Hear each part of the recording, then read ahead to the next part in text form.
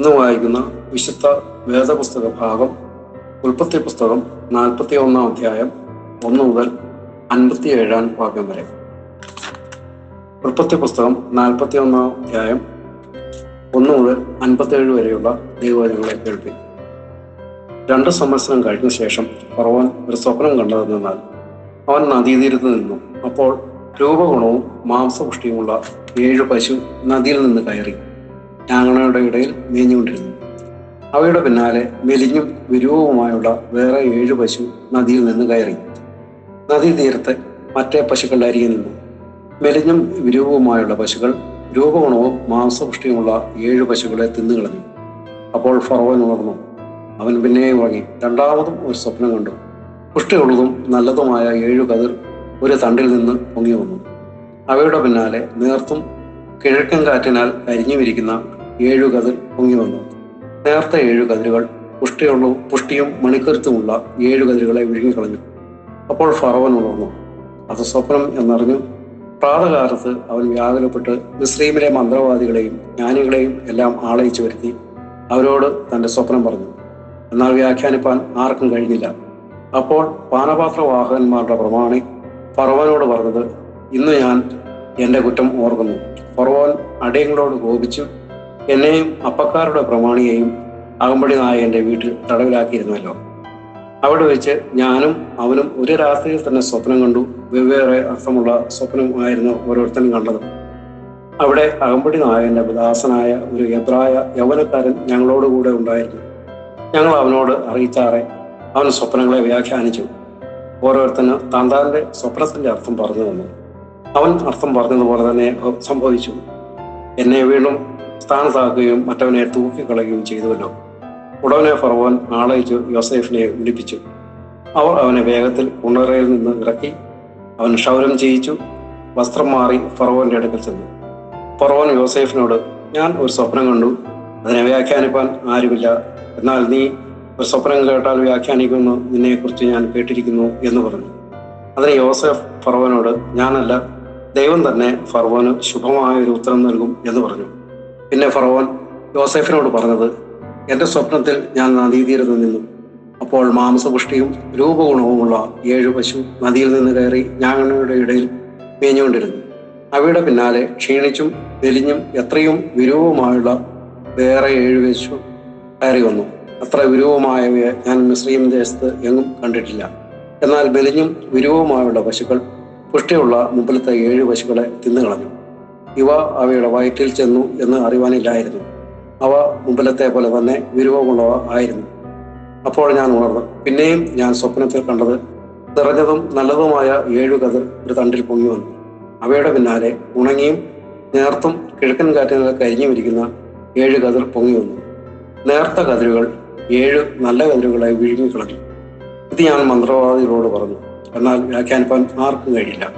അപ്പോൾ യോസേഫ് ഫറവോനോട് പറഞ്ഞത്, ഫറവോന്റെ സ്വപ്നം ഒന്നു തന്നെ, താൻ ചെയ്യാൻ ഭാവിക്കുന്നത് ദൈവം ഫറവോന് വെളിപ്പെടുത്തിയിരിക്കുന്നു. 7 നല്ല പശു 7 സംവത്സരം, നല്ല കതിരും 7 സംവത്സരം, സ്വപ്നം ഒന്നു തന്നെ. അവയുടെ പിന്നാലെ കയറി വന്ന മെലിഞ്ഞും വിരൂപമായുള്ള 7 പശുവും കിഴക്കൻ കാറ്റിനാൽ കരിഞ്ഞും പതിരായുള്ള 7 കതിരും 7 സംവത്സരം. അവ ക്ഷാമമുള്ള 7 സംവത്സരമാകും. ദൈവം ചെയ്യാൻ ഭാവിക്കുന്നത് ഫറവോന് കാണിച്ചു തന്നിരിക്കുന്നു. അതാകുന്നു ഞാൻ ഫറവോനോട് പറഞ്ഞത്. മിസ്രയീം ദേശത്ത് ഒക്കെയും ബഹു സൂക്ഷ്മമായ 7 സംവത്സരം വരും. അത് കഴിഞ്ഞിട്ട് ക്ഷാമമുള്ള 7 സംവത്സരം വരും. അപ്പോൾ മിസ്രയീം ദേശത്ത് ആ സുഭിക്ഷതയൊക്കെയും മറന്നിരിക്കും. ക്ഷാമത്താൽ ദേശമൊക്കെയും ക്ഷയിച്ചു പോകും. പിൻവരുന്ന ക്ഷാമം അതികഠിനമായിരിക്കാൻ ദേശത്തുണ്ടായിരുന്ന സുഭിക്ഷത അറിയാതെയായി പോകും. ഫറവോന് സ്വപ്നം 2 ഉണ്ടായതോ കാര്യം ദൈവത്തിന്റെ മുമ്പാകെ സ്ഥിരമായിരിക്കും കൊണ്ടും ദൈവം അതിനെ വേഗത്തിൽ വരുത്തുവാനിരിക്കുന്നതുകൊണ്ടും ആകുന്നു. തുടർന്ന് വായിക്കാം. ആകയാൽ ഫറവോൻ വിവേകവും ജ്ഞാനമുള്ള ഒരുത്തനെ അന്വേഷിച്ച് മിസ്രയീം ദേശത്തിന് മേലധികാരിയാക്കി വയ്ക്കണം. അതുകൂടാതെ ഫറവോൻ ദേശത്തിന്മേൽ വിചാരകന്മാരെ ആക്കി. സുഭിക്ഷതയുള്ള 7 സംവത്സരത്തിൽ മിസ്രയീം ദേശത്തിലെ വിളവിൽ 1/5 വാങ്ങണം. ഈ വരുന്ന നല്ല സംവത്സരങ്ങളിലെ വിളവൊക്കെയും ശേഖരിച്ച് പട്ടണങ്ങളിൽ ഫറവോന്റെ അധീനത്തിൽ ധാന്യം സൂക്ഷിച്ചു വയ്ക്കണം. ആ ധാന്യം മിസ്രയീം ദേശത്ത് വരുവാൻ പോകുന്ന ക്ഷാമമുള്ള 7 സംവത്സരത്തേക്ക് ദേശത്തിന് സംഗ്രഹമായിട്ടിരിക്കണം. എന്നാൽ ദേശം ക്ഷാമം കൊണ്ട് നശിക്കുകയില്ല. ഈ വാക്ക് ഫറവോനും അവന്റെ സകല ഭൃത്യന്മാർക്കും ബോധിച്ചു. ഫറവോൻ തന്റെ ഭൃത്യന്മാരോട്, ദൈവാത്മാവുള്ള ഈ മനുഷ്യനെ പോലെ ഒരുത്തനെ കണ്ടുകിട്ടുമോ എന്ന് പറഞ്ഞു. പിന്നെ ഫറവോൻ യോസേഫിനോട്, ദൈവം ഇതൊക്കെയും നിനക്ക് വെളിപ്പെടുത്തി തന്നതുകൊണ്ട് നിന്നെപ്പോലെ വിവേകവും ജ്ഞാനവും ഉള്ളവൻ ഒരുത്തനുമില്ല. നീ എൻ്റെ ഗൃഹത്തിനു മേലധികാരിയാകും. നിന്റെ വാക്ക് എൻ്റെ ജനമെല്ലാം അനുസരിച്ച് നടക്കും. സിംഹാസനം കൊണ്ട് മാത്രം ഞാൻ നിന്നേക്കാൾ വലിയവനായിരിക്കും എന്ന് പറഞ്ഞു. ഇതാ, മിസ്രയീം ദേശത്തിനൊക്കെയും ഞാൻ നിന്നെ മേലധികാരിയാക്കിയിരിക്കുന്നു എന്നും ഫറവോൻ യോസേഫിനോട് പറഞ്ഞു. ഫറവോൻ തൻ്റെ കയ്യിൽ നിന്ന് മുദ്രമോതിരം ഊരി യോസേഫിന്റെ കൈക്കിട്ടു. അവനെ നേർമയുള്ള വസ്ത്രം ധരിപ്പിച്ചു. ഒരു സ്വർണ്ണ സരപ്പളിയും അവന്റെ കഴുത്തിലിട്ടു. തൻ്റെ 2-ാം രഥത്തിൽ അവനെ കയറ്റി. മുട്ടുകുത്തുവീൻ എന്ന് അവന്റെ മുമ്പിൽ വിളിച്ചു പറയിച്ചു.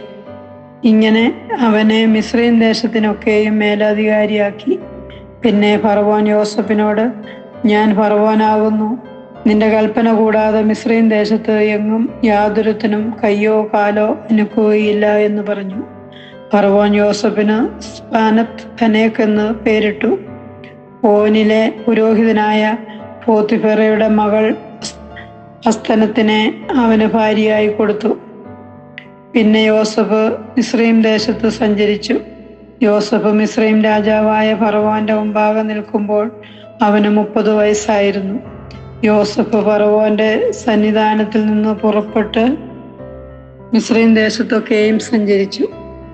എന്നാൽ സുഭിക്ഷമായ 7 സംവത്സരവും ദേശം സമൃദ്ധിയായി വിളഞ്ഞു. മിസ്രയീം ദേശത്ത് സുഭിക്ഷത ഉണ്ടായ 7 സംവത്സരത്തിലെ ധാന്യമൊക്കെയും അവൻ ശേഖരിച്ചു പട്ടണങ്ങളിൽ സൂക്ഷിച്ചു. ഓരോ പട്ടണത്തിൽ ചുറ്റുവട്ടത്തുള്ള നിലത്തിലെ ധാന്യം സൂക്ഷിച്ചു. അങ്ങനെ യോസേഫ് കടൽക്കരയിലെ മണൽ പോലെ എത്രയും വളരെ ധാന്യം ശേഖരിച്ചു വെച്ചു. അളപ്പാൻ കഴിവില്ലായ്കയാൽ അളവ് നിർത്തിക്കളഞ്ഞു. ക്ഷാമകാലം വരും മുമ്പേ യോസേഫിന് 2 പുത്രന്മാർ ജനിച്ചു. അവരെ ഓനിലെ പുരോഹിതനായ പോത്തിഫെറയുടെ മകൾ അസ്നത്ത് പ്രസവിച്ചു. എൻ്റെ സകല കഷ്ടതയും എൻ്റെ പിതൃഭവനമൊക്കെയും ദൈവം എന്നെ മറക്കുമാറാക്കി എന്ന് പറഞ്ഞ് യോസേഫ് തൻ്റെ ആദ്യജാതന് മനശ്ശ എന്ന് പേരിട്ടു. സങ്കടദേശത്ത് ദൈവം എന്നെ വർദ്ധിപ്പിച്ചു എന്ന് പറഞ്ഞ് അവൻ 2-ാമത്തവന് എഫ്രയീം എന്ന് പേരിട്ടു. മിസ്രയീം ദേശത്തുണ്ടായ സുഭിക്ഷതയുള്ള 7 സംവത്സരം കഴിഞ്ഞപ്പോൾ യോസേഫ് പറഞ്ഞതുപോലെ ക്ഷാമമുള്ള 7 സംവത്സരം തുടങ്ങി. സകല ദേശങ്ങളിലും ക്ഷാമമുണ്ടായി. എന്നാൽ മിസ്രയീം ദേശത്ത് എല്ലായിടവും ആഹാരം ഉണ്ടായിരുന്നു. പിന്നെ മിസ്രയീം ദേശത്ത് എല്ലായിടവും ക്ഷാമമുണ്ടായപ്പോൾ ജനങ്ങൾ ആഹാരത്തിനായി ഫറവോനോട് നിലവിളിച്ചു. ഫറവോൻ മിസ്രയീമ്യരോടൊക്കെയും, നിങ്ങൾ യോസേഫിന്റെ അടുക്കൽ ചെല്ലുവീൻ, അവൻ നിങ്ങളോട് പറയും പോലെ ചെയ്യുവീൻ എന്ന് പറഞ്ഞു. ക്ഷാമം ഭൂതലത്തിലൊക്കെയും ഉണ്ടായി. യോസേഫ് പാണ്ടികശാലകളൊക്കെയും തുറന്നു. മിസ്രയീമ്യർക്ക് ധാന്യം വിറ്റു. ക്ഷാമം മിസ്രയീം ദേശത്തും കഠിനമായി തീർന്നു. ഭൂമിയിലെങ്ങും ക്ഷാമമായി തീർന്നതുകൊണ്ട് സകല ദേശക്കാരും ധാന്യം കൊള്ളുവാൻ മിസ്രയീമിൽ യോസേഫിന്റെ അടുക്കൽ വന്നു. ഇന്നേക്ക് നിശ്ചയിച്ചിരിക്കുന്ന വേദഭാഗം ഇവിടെ വായിച്ച് അവസാനിക്കുന്നു.